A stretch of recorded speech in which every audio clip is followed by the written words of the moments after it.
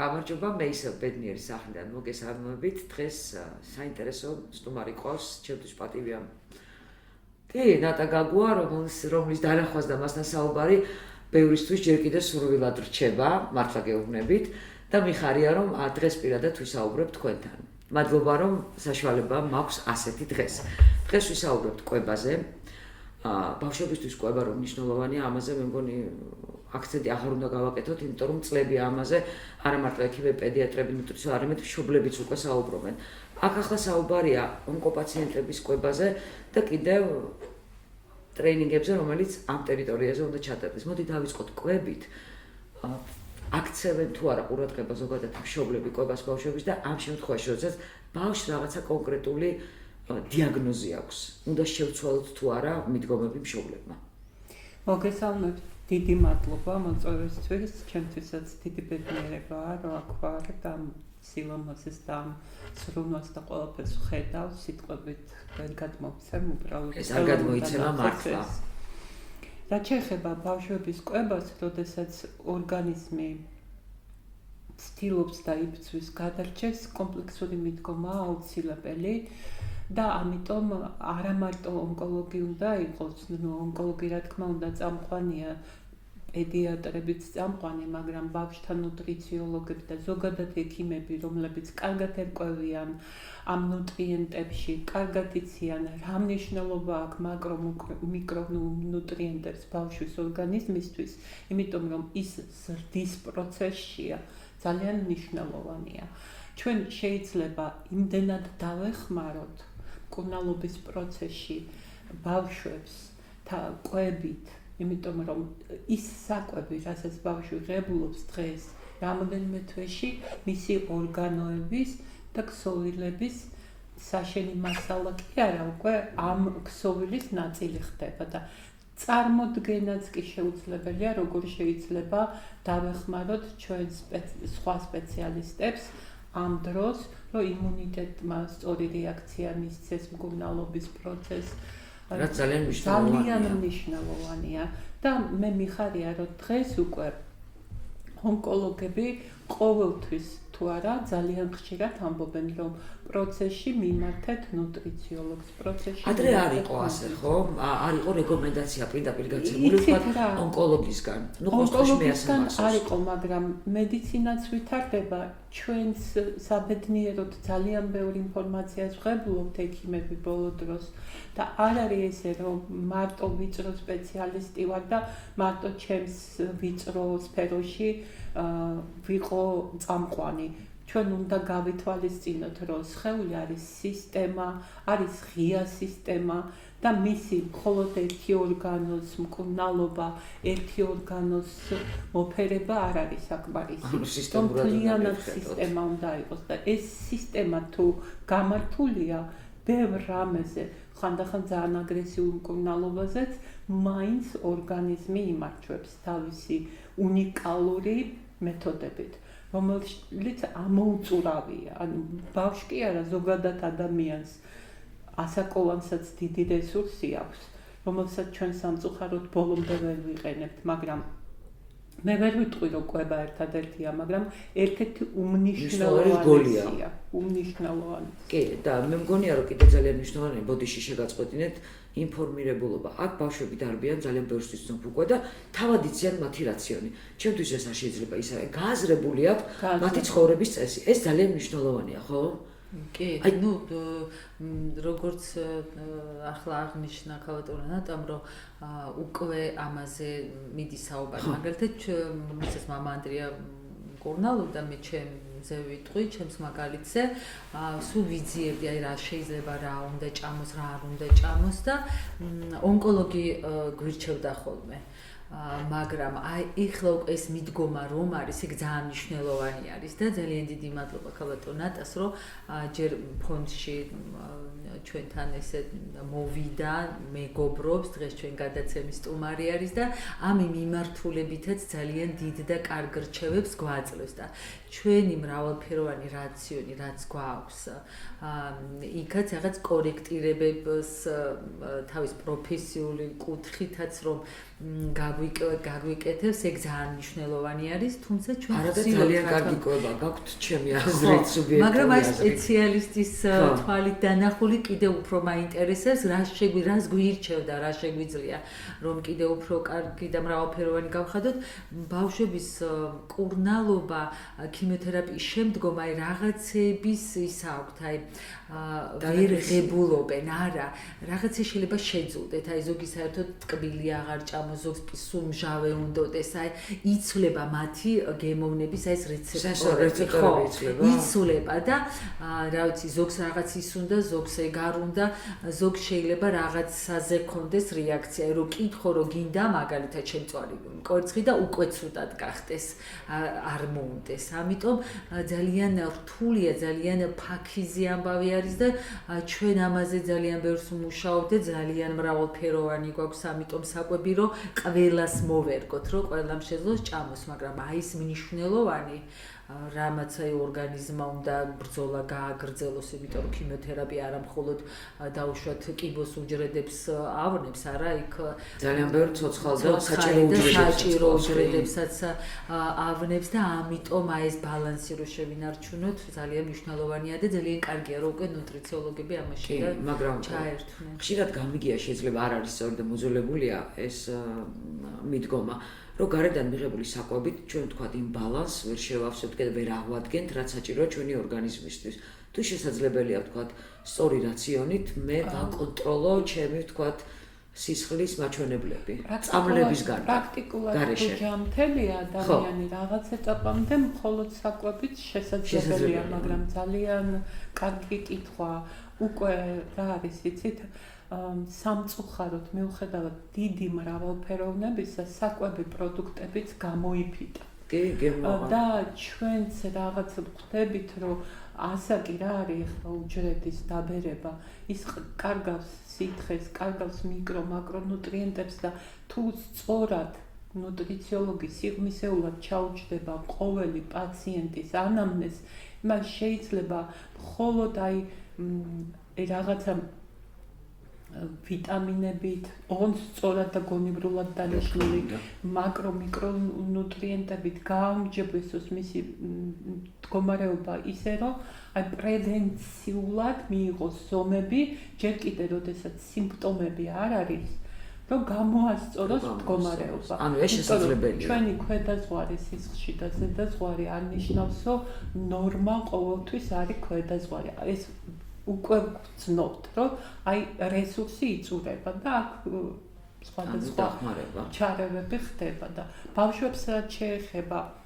როდესაც თვითონ გრძნობენ რა მიიღონ თუ რა არა, ეს არ არის ჭირვეულობა, ეს არის ის, რომ ბავშვი აი ინტუიციურად სწორად გრძნობს რა არის ამ ეტაპზე მისთვის ნაკლებად სასარგებლო და პირიქით რასაც ითხოვს, შეიძლება იქიდან ღებულობს ამ ძვირფას ვიტამინს, ან მიკროს ელემენტს, ან მაკროელემენტს, ანუ ყოველთვის ბავშვი, როდესაც ითხოვს რაღაცას, ეს არ არის მისი ჭირვეული ბუნება.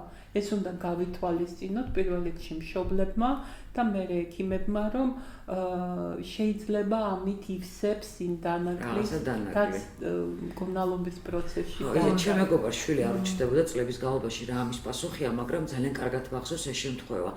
იკულიეს ეს გოგო მაგის ქმარიც თან მაშინ ყველა ქალი დამნაშავე იყო იმაში რომ და ყველა კაცი ჯანმრთელი იყო, მაგრამ ეს კაცი მართლა ჯანმრთელი იყო და შემდეგ ჭკვიანი ექიმი შეხვდა როგორც ჩანს, დაიწყო ბავშვობიდან კვლევა ჩემ მეგობრის და ერთი საინტერესო დეტალი რამაც შეცვალა მარიკას ცხოვრება. იყო რომ ცარცს ჭამდა. და ექიმი ცარცის ჭამიდან გავიდა იმ დანაკლისზე, რაც მას ჰქონდა და როგორც კი შეავსეს ბალანსი, მარიკას დღეს 3 შვილი ყავს. ანუ ყურადღება დიდწილად მნიშვნელოვანია. ამიტოა რომ ექიმმა თუ არის ის მოსმენა და ექიმ პირველი მე როდესაც სწავლობდი აკადემიაში პირველად გითხრენ, მოусმინეთ რაც არ უნდა თქვენ თემებზე არის საუბროს და ეს ძალიან მადლობელი ვარ ამ აკადემიკოსის, იმიტომ რომ იმ პირველ მონათხრობში არის გასაღები. აუცილებლად მოიტანს იმ გასაღებს, რომლითაც თქვენ მერე გააღებთ ამ ურთულეს კარს და დიაგნოზს გამოიტანთ და აი ამას რო ვითვალისწინებთ კი ეს შრომატევადია ზოგჯერ შეიძლება დროც შეზღუდულია მაგრამ ამით ჩვენ მერე ძალიან ბევრ რაღაცას ვიგებთ ჩვენც ვიზრდებით არა მარტო პაციენტია გახარებული რომ რაღაც სწორად დააკვალიენე ჩვენ ვიზრდებით იმიტომ რომ აი როდესაც მხოლოდ ჩარჩოებში ვართ მოქცეული და ერთნაირი მკურნალობა გონია გამოსავალი ეგ არ არის სიტყვა guideline-ზე ცუდად ხვდები ხო ეს guideline-ი ითვალისწინებს რომ გონია რომ დასახვრეტად გავყევარ ეგ სხვა თემა ის ინდივიდუალურად რო უდგები რა თქმა უნდა ის ბევრად უფრო შედეგიანი იქნება, იმიტომ რომ guideline-შიც ვიღაც ადამიანები აიყვანეს, ადამიანები ის ვიღაც გამოცდილებაზეა შეიძლება სხვა ადამიანთა ჯგუფში სხვანაირად ყოფილიყო. ეს რა მენიშნა ეხლა კარგად, რომ ესე იგი სწორად ვიქცევი თქვენი საუბრიდან, რომ აი რაც არ უნდა მაგალითად არის, აი ძალიან სასარგებლოა, მაგრამ ის არ უნდა და შეიძლება რომ აი ვთქვათ, ერთ-ერთი ბავშვი მყავდა, რომელიც სულ შებოლილი თევზი უნდოდა, მის არაფერს არ ჭამდა. ხო და აი ნუ ვცდილობდით რომ ეს შებოლილი ძალიან კარგი ხარისხის, კარგად რაღაც სწორად შებოლილი და სადღაც ესე კრისტალურად და ესე რო არ ყოფილიყო და ის ეჭამა ექიმს კი დაუმალი ღმერთმა შემიდოს, მაგრამ არაფერს არ ჭამდა სხვას და მე ჩემით ვიფიქრე ინტუიციით რომ ჯობია რომ რაღაცა მაინც ჭამოს, რაც უნდა, იმიტომ რაც არ უნდა რომ ჭამდა უკან იღებდა ეს ბავშვი და სულ цаრიელი ქონდა კუჭი. და აი მე რა ვიცი იმ თევს უნდოდა ის ვაჭმევდი რამოდენიმე დღე. ძალიან ხშირი, როდესაც აკრიატება არის რომელიმე პროდუქტის და მე აი მაგალითად ეს ფსიქოლოგიური პრობლემაა თუ ყოველთვის არა, ამიტომ ჭირდება სპეციალისტი რომ გაარჩიოს, მაგალითად ძალიან ხშირად ვიცი რომ ბავშვი ყოველ დღე ითხოვს წიწიბურას და მე აღმოჩნდება რომ ფერიტინი აქვს დაბალი, რკინა აქვს დაბალი. ანუ თავიდანვე არ უნდა ვიყოთ კატეგორიული, ჯერ გავარკვიოთ. შეიძლება მე ჩვევაც ჩამოუყალიბდეთ ეს ბავშვი, ხო თუ ყველაფერზე მივყვებით, მაგრამ ჯერ უნდა გავარკვიოთ ეს ფიზიოლოგიურია თუ უბრალოდ ისი ხასიათიდან გამომდინარე და მე უკვე შეიძლება კორექტ მე გაუარა გადაუარა ხო ბალანსია მიიღო და მე და თან აი მარტო ამას ჭამდა და როცა ვეკითხები ხა როდესაც ვერ ჭამს ბავშვი და ძალიან ცუდად არის და ვეკითხები აი რა გინდა შენ მითხარი რა გინდა და ჩვენ ყველაფერს გავაჩერთ და მოკიტანთ და იმაში თქვა შებოლილი თევზი ექიმისთვის რომ მithქვა რა ვიცი რას გაგიჟდებოდა ეს ხო მამუკა ჩუთლაშვილი ღმერთმა აცხოვნოს ის იყო მისი ექიმი მაშინ და ნუ ვიფიქრე მოდი ეხა რა ვქნა და ჩემ თავზე ავიღე, იმიტომ რომ ისტერიკაში იყო ბავშვი და მეც არაფერს არ შეჭამდა. ძალიან ცუდად იყო და ღამე მოუტანეთ. თელიანი ეს თევზი შეჭამა.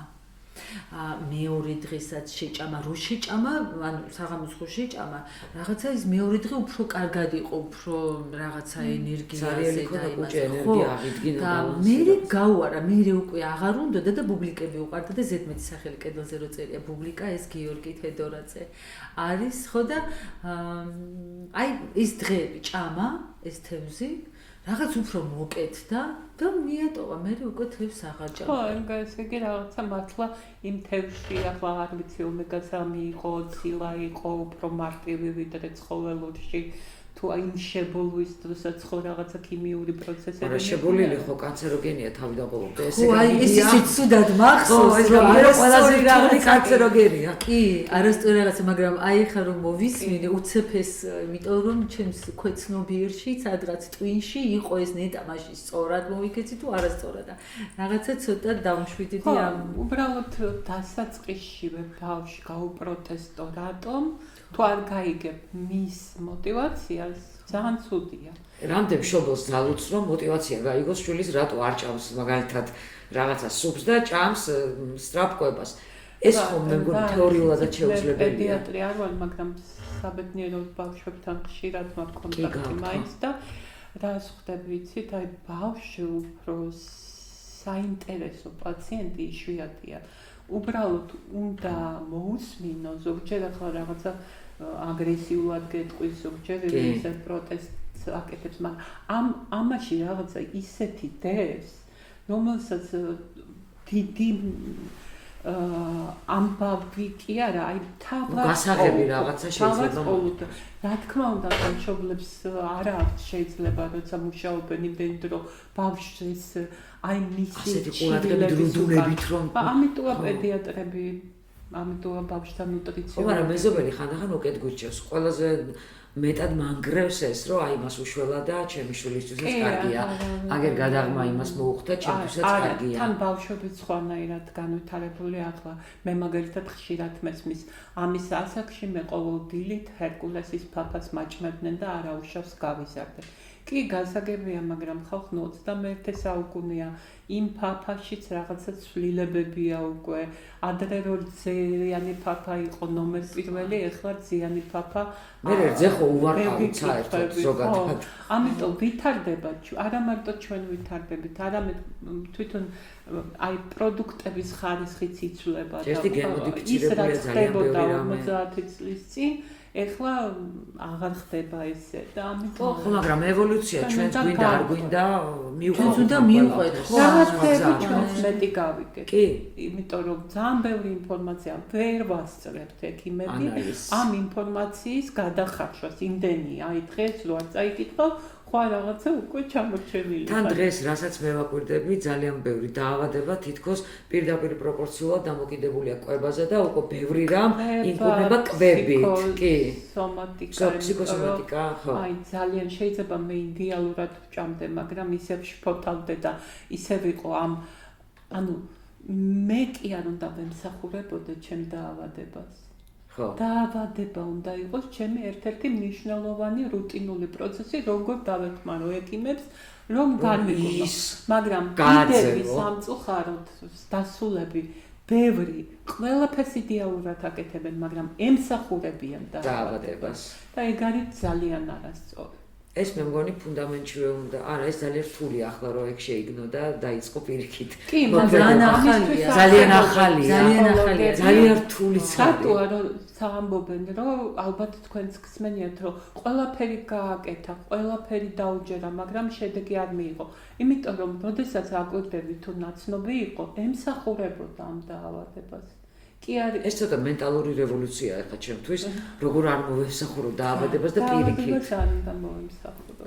დაავადება უნდა იქცეს, როგორც რაღაც საგანსწავლო გული უნდა იყოს. აი, სამი უნდა ვიყოთ დაავადებას, ჩვენ გამოწვევაა დაუშვათ დაავადება, რომლის მიღმა შეიძლება იყოს რაღაც გამოუთქმელი ჩვენი ემოციები, ბავშვობიდან წამოსული და ექიმი იმისთვისაა, რომ ერთად გავშიფროთ ეს ენა.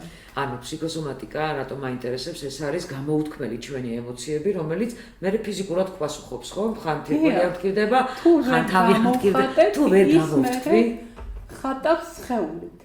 მის ისე დამაინტერესა ხა და სწორედ ჩვენი ტრენინგ ცენტრი რომ გვაქვს ჩვენი ჩემი შვილობილების ესე შექმნილი MATC მონკენდრიუ ტრენინგ ცენტრი ესე დაარქვეს და სხვადასხვა მიმართულებებს ხო ვაკეთებთ და ჩემთვის ხა ძალიან ისეთი საინტერესო არის და რაც არ მაინტერესებს უფრო სწორედ ის კარგადაც ვერ გამოგივა ხო და მე ესეთი ვარ მით უმეტეს ყველა საქმეში ძალიან ესე მიყვარს სიღრმისეულად რომ ჩავიხედო და იმდენად დამაინტერესა ძალიან საინტერესოა და აი ხა ამ ტრენინგს ვამზადებთ და ქალბატონი ნატა იქნება და ნანიკო და იქ იქნება რაღაც როგორი მნიშვნელობა აქვს აი ამ ყველაფერს ესე გადაჯაჭვულად აი ამ ფსიქოსომატიკაზე ფსიქოსომატიკა კიდევ მე სულ ეხლა ხან გავიგე და თავიდან სიმართლე რო გითხრათ რაღაცა მეგონა რომ არ ვიცი გაპრენჭული ხალხის რაღაცა მოგონილი და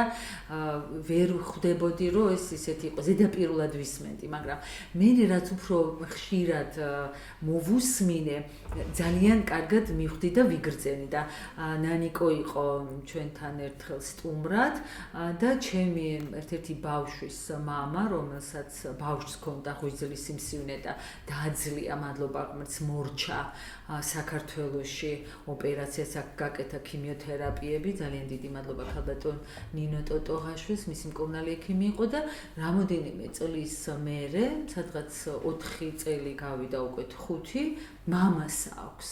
და ნანიკო შემთხვევით შეესწრო რომ მოვიდა ჩვენთან სტუმრად, ეხა მამა უნდა დაიწყოს კურნალობა და რამოდენიმე კითხვა დაუსვა და ზუსტად უთხრა რაღაც პრობლემა გექნებოდა, რაცაც ვერავის ვერ უთხარიო და გეგონა რომ დასრულდა ყველაფერიო და ამ კაცმა გახედა და კიო, ვერავის ხო და აი ზუსტად ეგ პრობლემა არისო, ნუ იქ რაღაც სხვადასხვა ორგანოებზე ზეგავლენას ახდენს რომელიღაც ორგანოზე რაღაცა ნერვიული პრობლემა, რაღაცა კონკრეტული პრობლემა სხვადასხვა ორგანოზე. ნუ ეს რომ მოვისმინე, მაშინ მით უმეტესულ ისე გავგიჟდი და ძალიან კიდე უფრო დამაინტერესა ამან, რომ ზუსტად მიაგნო იმ მიზეს ამ ადამიანს ეხა რატო აქვს ღვიძლის კიბო. ხო და თან ქალბატონ ნატასთან ერთად ამ ყველაფრის ჩატარება და გაკეთება საოცრად საინტერესო იქნება და რატო მიყვარს ჩვენი ტრენინგ ცენტრი. ანუ ბერი ანდრიას ფონდს აქვს შესაძლებლობა რომ გამოვიმუშაოთ თანხა. და ის თანხა მოვახმაროთ ისევ ბავშვებს და მხოლოდ შემოწირულობაზე და მხოლოდ ერთ ლარზე რომ არ ვიყოთ და ამაში რომ ახლა ესეთი ამ დონის ადამიანები და ექიმები და ტრენერები რომ ეხმარებიან, ხო წარმოგიდგენთ, თან არის სოციალური პროექტი, შემოსავალი რჩება ბავშვებთან და ეს არის ჩემთვის კიდევ სხვა ამბავი, ძალიან სასიხარულო და ძალიან საამაყო და საოცარი საინტერესო ტრენინგი ელოდებათ. ეს გველოდება ალბათ მალე, ხო? მე მუშა პროცესია. მუშა პროცესია, იხვეწება, უნიკალური პროექტია, მე ვიტყოდი მთელი პასუხისმგებლობით, იმიტომ რომ წლებია უკვე აი ამ სფეროში ვარ ნუტრიციოლოგია, მაგრამ ბედნიერი ვარ, იმიტომ სამკურნალო დავამთავრე და ყველა დისციპლინა ჩემთვის მაინც ასე თუ ისე ახუა. და აი ნანიკო შონიასთან ერთად ამ პროექტზე მუშაობა იყო ჩემი აი როგორი სურვილი იყო, იცით, რაღაცა რომ ძალიან გინდა ცხოვრებაში და ნელ-ნელა მიდიხარ და მართლაც უნიკალურია იმით, რომ აი ეს ცხიმოვანი ქსოვილი, რომელიც თუნდაც ზედმეტია ორგანიზმში, არ არის ისე მარტო, იმიტომ რომ აი გენეტიკური განწყობა, ან ბევრი ბჭამე არის ხალხი, რომლებიც საერთოდ არ ჭამენ ბევს და კალორიულ დეფიციტში არიან, მაგრამ წავა კილოგრამები ბრუნდება და ამის უკან დგას ბევრი ბავშვური ტრამვა, ის ტრამვები, რომელიც ჩვენ ვერ გამოვხატეთ, ან არ გამოვხატეთ და ეს ისე ილექება და უბედურება იცით რაშია, მე შეიძლება წონას შევეგუო, მაგრამ ჩემი ქვეცნობიერი ვერ გაითავისებს და მე სხვა ორგანოები